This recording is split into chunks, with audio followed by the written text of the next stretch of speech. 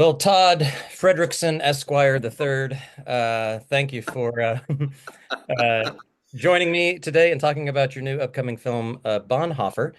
Out of the gate, the easy question, I think, is why Bonhoeffer?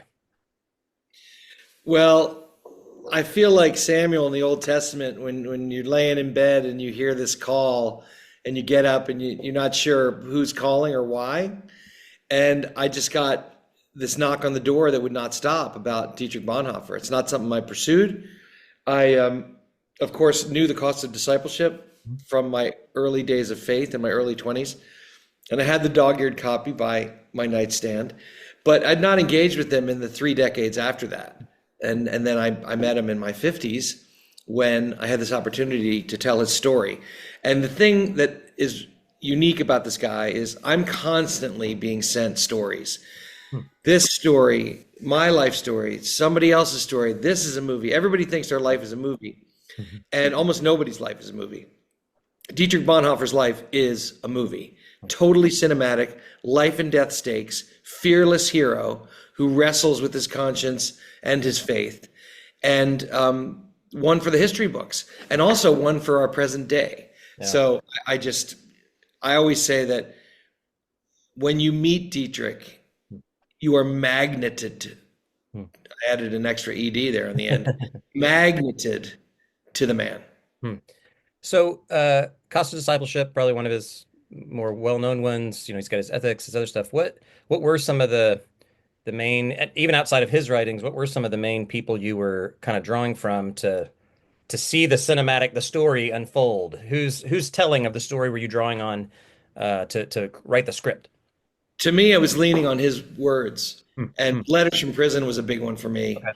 And his poems, turned into hymns. His and his place in the history books. This was the biggest eye-opening thing beyond discovering who Dietrich really was, is the fact that as Americans, we just are not taught about World War II prior to our involvement.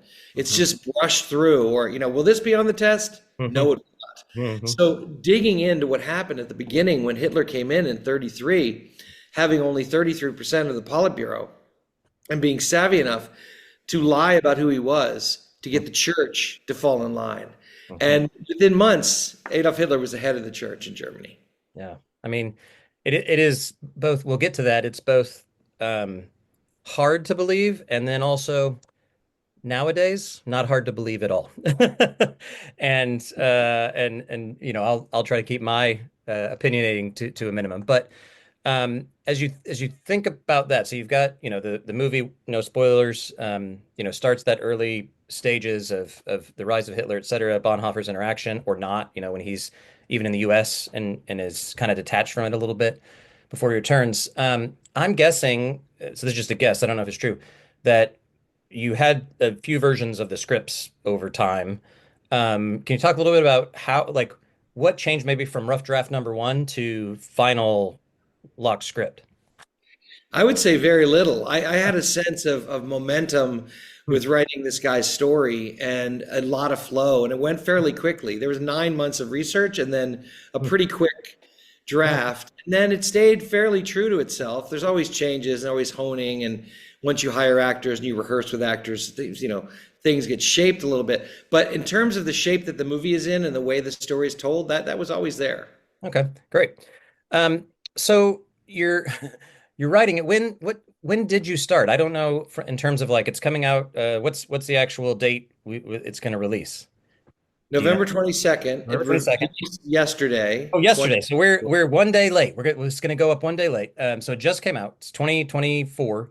When did you initially start working? I mean, it's calling to you as Samuel. When did you start working on it as a film? I'd say 2018,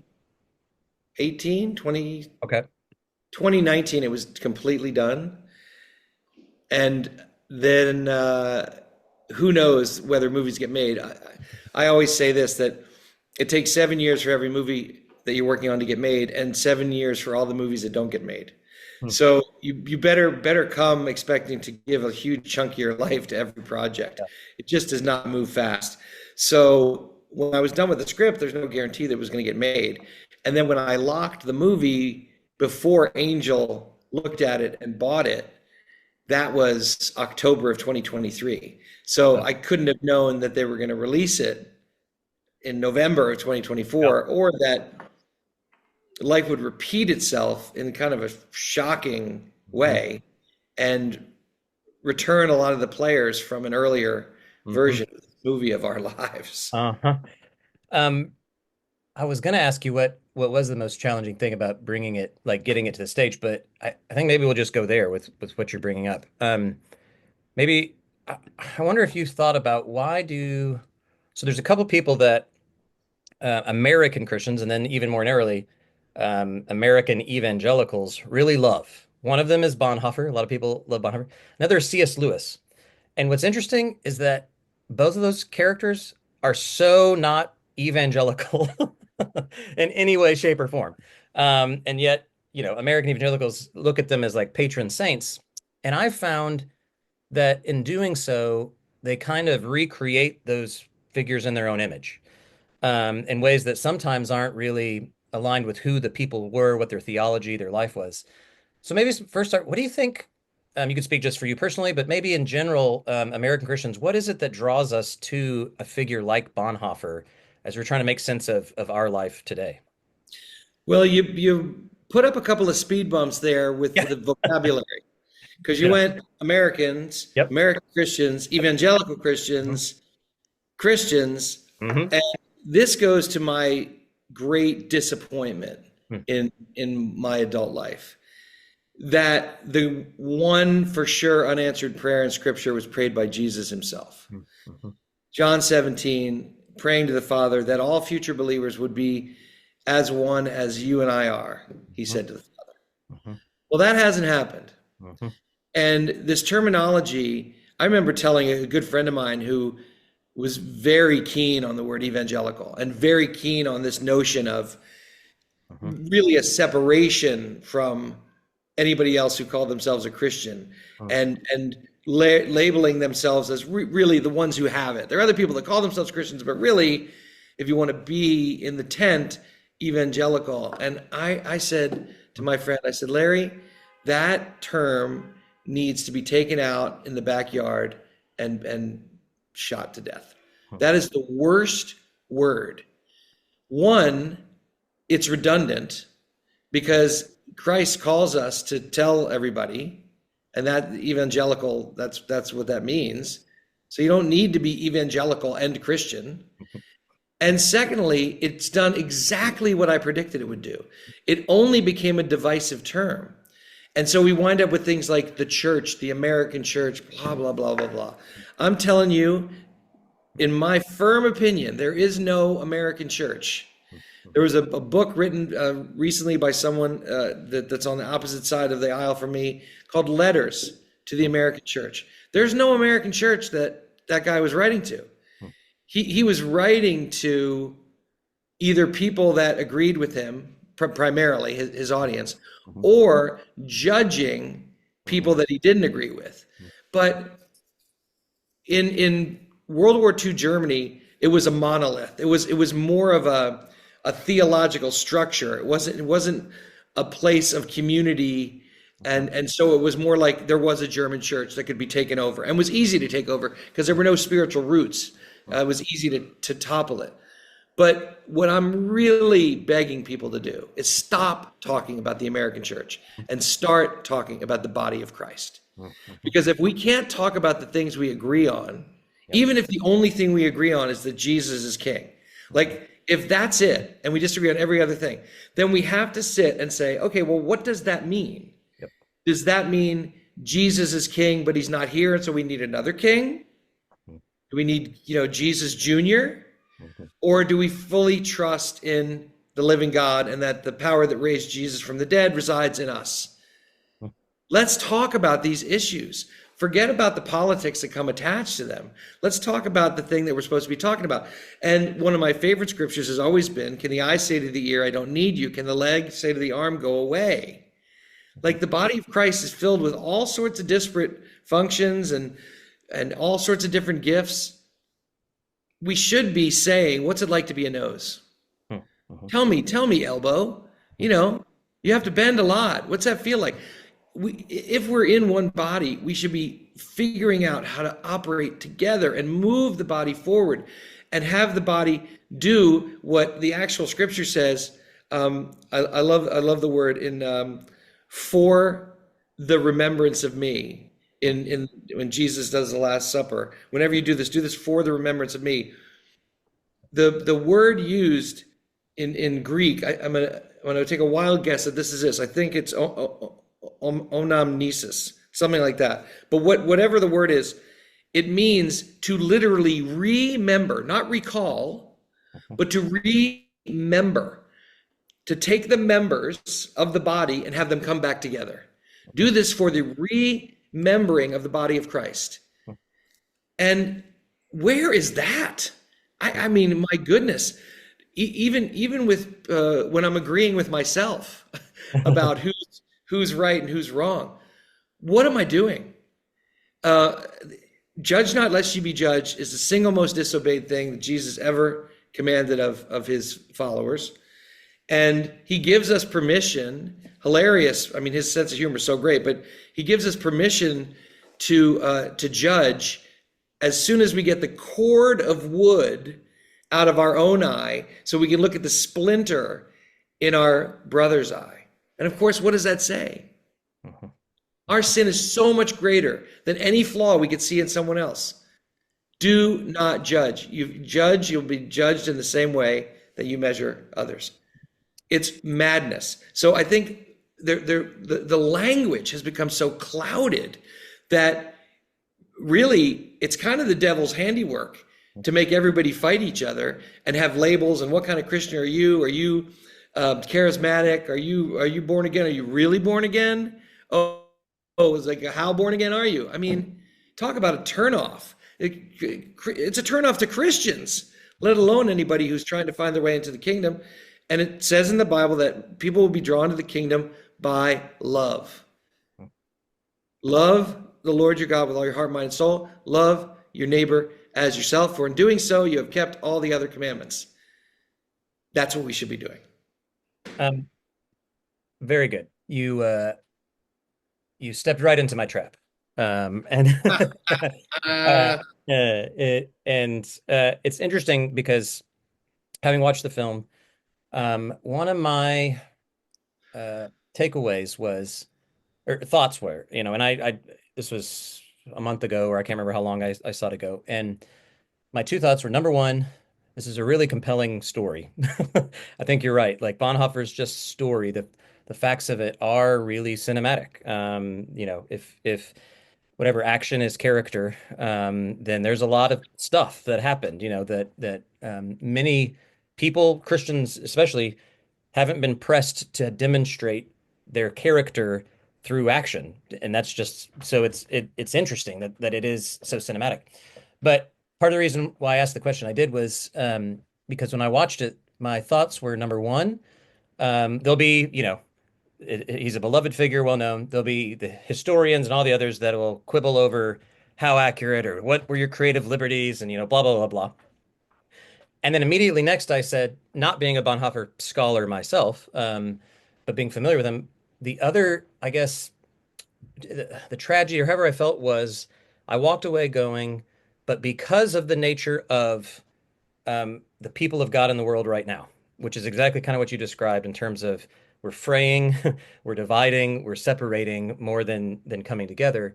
Because of that, whoever the they is in our mind, whoever that may be, is who I'm going to see Bonhoeffer fighting against in this movie, and vice versa. So everyone will be want to identify with him because of your good storytelling, and then they're going to see in the rise of Nazi Germany, of Hitler, whatever, the other that they've imagined, that's kind of reflected in what you're describing in terms of all these divisions.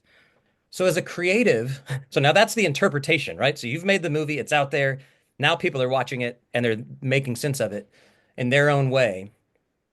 How do how does that feel to now be out of control of the interpretation of your piece of art? Because I'm thinking that could be really frustrating, and really difficult. Well, how do you deal with that as an artist? Well, I live in a constant state of surrender. You can't make art unless you're totally surrendered. And I'm not worried about interpretation. What I don't like is the misrepresentation of the person that I am. This has been hard to take. Hmm. For instance, there's some real hardcore lies out there about me because people imagined that it was a viewpoint that represented Christian nationalism. Hmm. I couldn't be further from a Christian nationalist. And Hmm. that movie is not a Christian nationalist movie. And anyone saying so is in need of a quick trip to the optician. I Hmm. mean, there's just nothing there that someone who is against Christian nationalism could actually say is nationalist, and without making it up, Yeah. which is what's been happening in certain publications that you may be familiar with. So the heartache of nobody calling me, the heartache of multiple articles being written Hmm. and writing things about me, they're total fabrications. Hmm. I've been doing press for almost 40 years for various things. I think I'm misquoted every single time.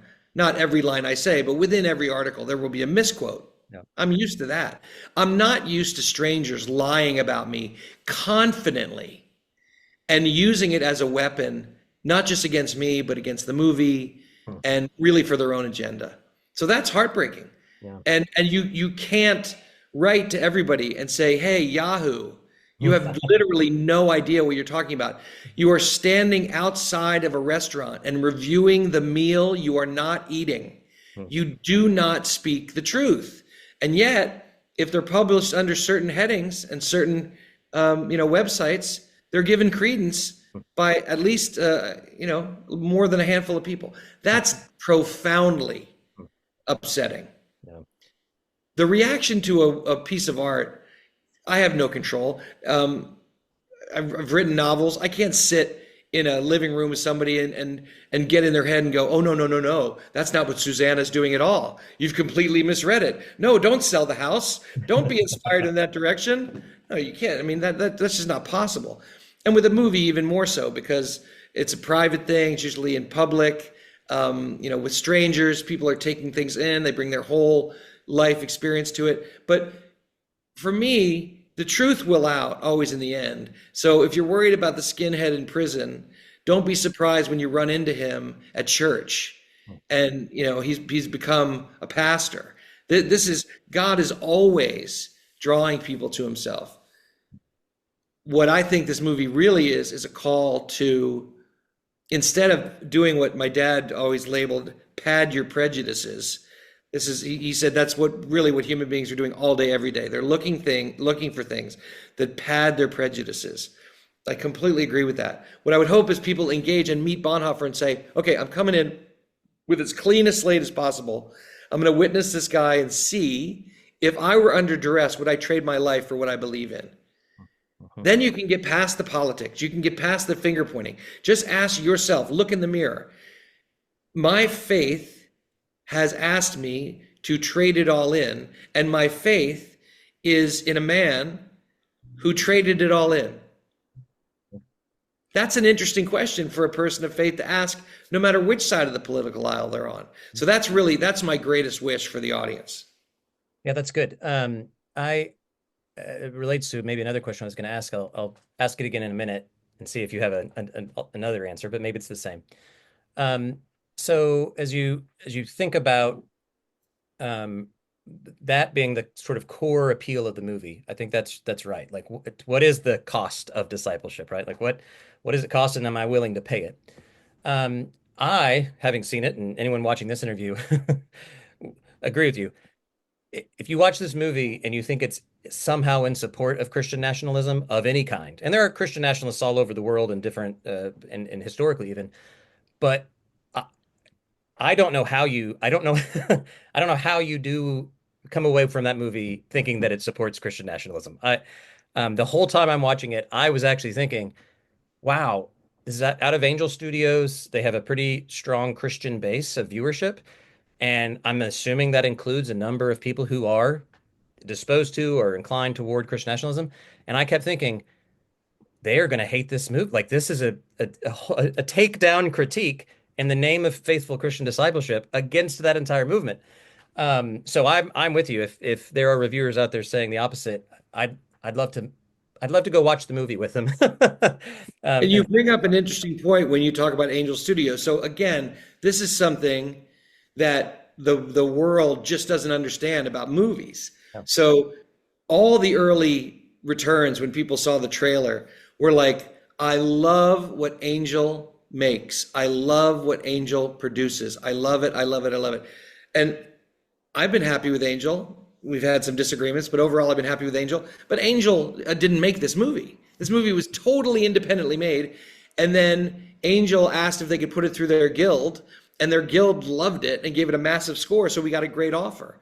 And what struck me about Angel, they were a new company, they were a disruptor, and they were great at theatrical. They were getting movies out wide that other studios would put out either straight to streamers or in a minimal way. So I thought, this is very attractive.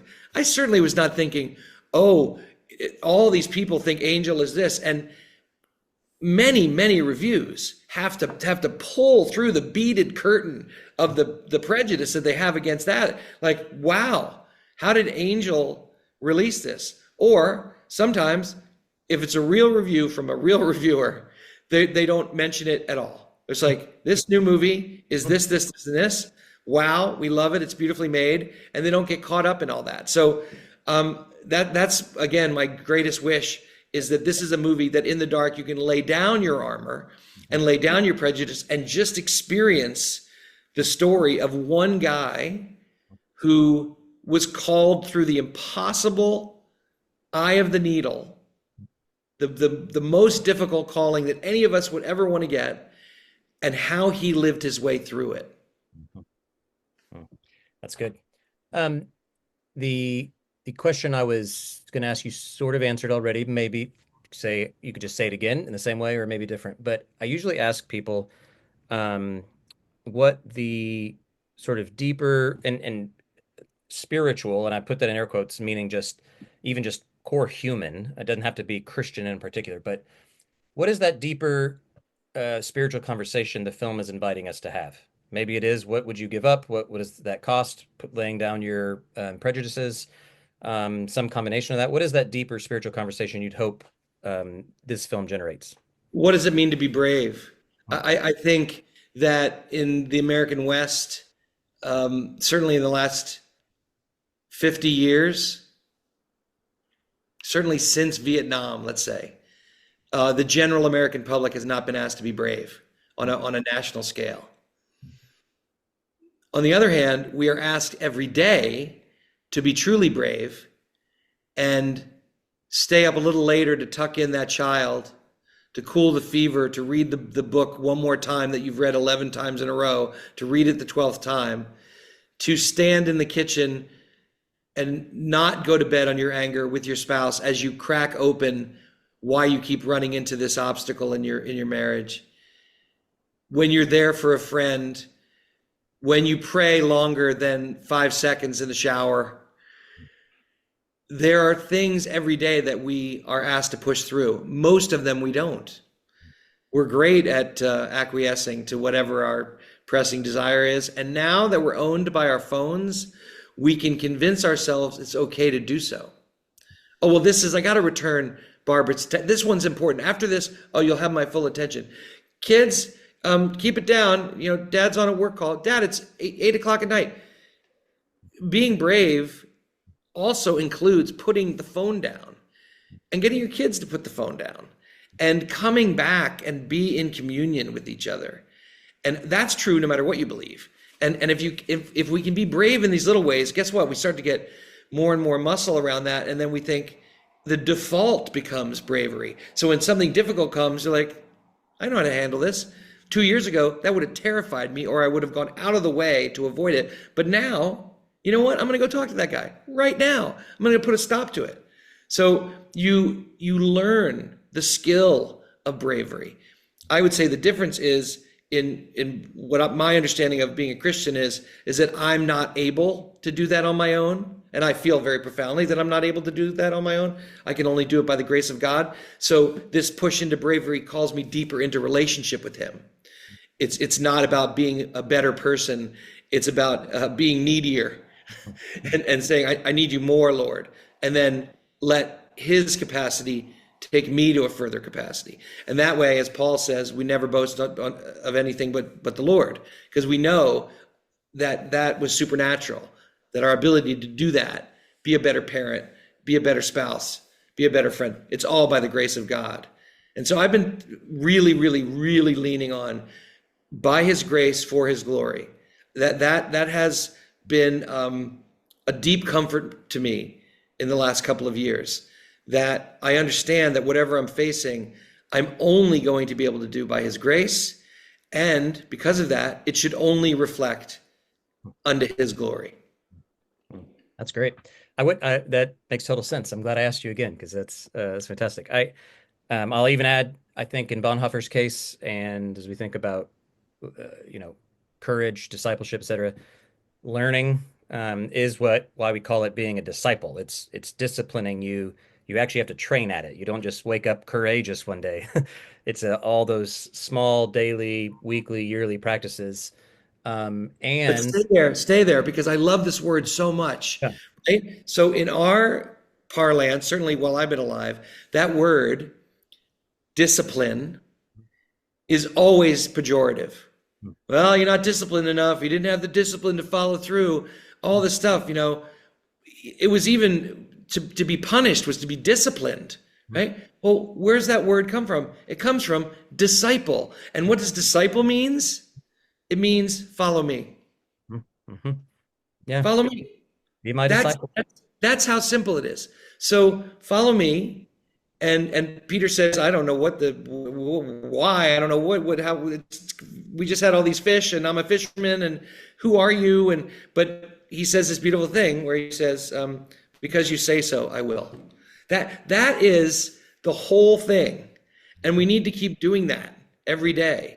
Because you say so, I will, and follow Him. And then guess what? Discipline doesn't sound like a scary thing anymore, because it's just following the person who's doing all the work. It's like being a running back and the lead blocker just clears away every single tackle, and you have freedom to run. And of course, when we go away from our blocker, we get creamed by this free safety who's come in because we're not protected anymore. But when we follow Him, when we dwell under the shadow of the Almighty and we run to Him as our fortress, guess what? We're safe. We Yeah. keep learning this lesson over and over. Well, I like the football analogy. You've got a team. The follow me thing is, Jesus also called these individuals into a group of disciples. And I think also what I was going to add to your thing before of Bonhoeffer then is also a disciple as a part of other disciples. And I thought that was a powerful part of the film of how these other people actually helped shape him in really powerful way. Without whom he would also not have had that capacity. And so I 100%. thought those were really some not set pieces. Those were interesting moments when he's in Harlem, his family, the time when he goes with the younger men in that seminary, and each of those kind of stand out to me as like really important moments for him and for that community to do that. So um, I really appreciate the film. Really appreciate your hard work, your 7 at least years, but maybe a lifetime of inspiration on it. So just want to wish you best of luck on it and give you the last word. Anything else you would want to say to Brim Film listeners who are about to go watch your movie this holiday weekend or sometime during the holidays? Yeah, I mean, go because Dietrich deserves it. His story deserves it, and his story is indelible. It's never been told on this scale before. And yeah, go meet this guy because it'll change the way you look at the world. Wonderful. Well, thank you again, and blessings. Best of luck on the film and your future projects. Peace of Christ, Cutter.